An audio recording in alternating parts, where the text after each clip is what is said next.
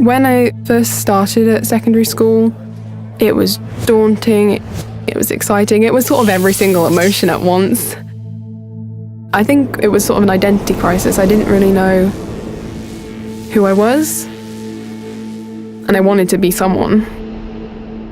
I had to wear a certain type of clothing, I had to listen to the same music, I had to do the same things. I cut my hair really short. I thought I wouldn't care how other people thought. People used to tease me about what I looked like, how I acted. It sort of niggled away at me a little bit, and that tiny little niggling kind of made me really insecure. And I wasn't happy with who I was. I didn't like the way I looked. I was worried about how smart I was worried about my friendships. I thought they'd see someone who was different, who was ugly, who was not friendship worthy. I had episodes where I'd get really, really upset. I didn't know how to deal with it, so I'd end up hiding. I'd spend a lot of time in the toilets. It was a square. I was in the square. Nothing can happen in the square.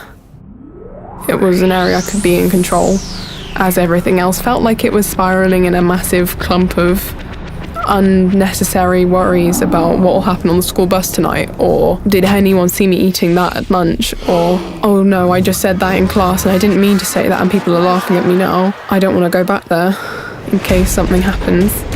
The scared feeling sort of became uncontrollable.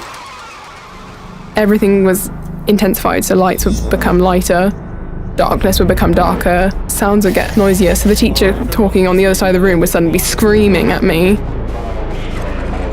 My chest felt really tight, like both my lungs were expanding, but I couldn't get any air into them, as if they were filling up with water. It was a constant worry. Yeah, it was constant and unescapable feeling of what if, how, what's going on, what if this happens. It was strengthened at school, but it was there a lot. My friend, she went through a difficult time, and her methods of coping almost rubbed off on me in a way. And in the middle of a French lesson, she said, we need to go to the bathroom. And so she left 5 minutes, then I left 5 minutes later. And she said, India, I need to tell you this. And she just lifted up her sleeves and I was like, what's that?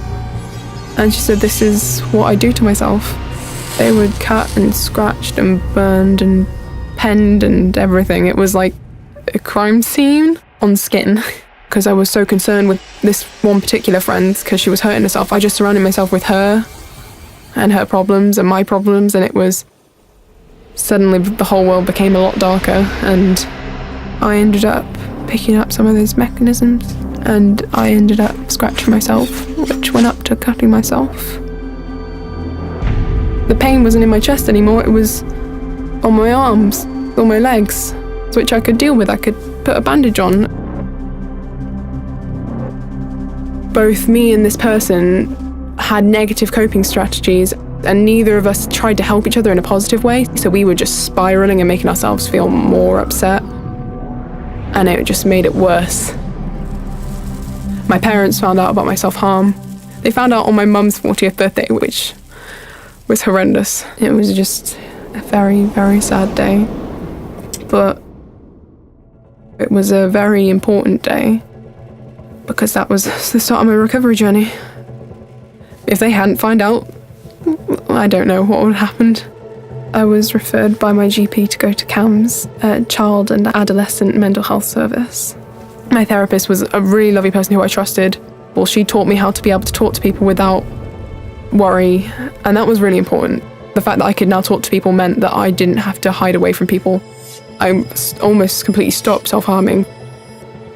I'm dealing with it a lot better, and I'm getting stronger, and I don't think it's ever going to go away, but I've reduced my self-harming to almost nothing. My relationships with people are better, and I can be much more social, and I'm a happier person because I know how to deal with things in a positive way. Now I know how to help myself, I can also do that to help other people, and that makes me feel good. I like helping other people.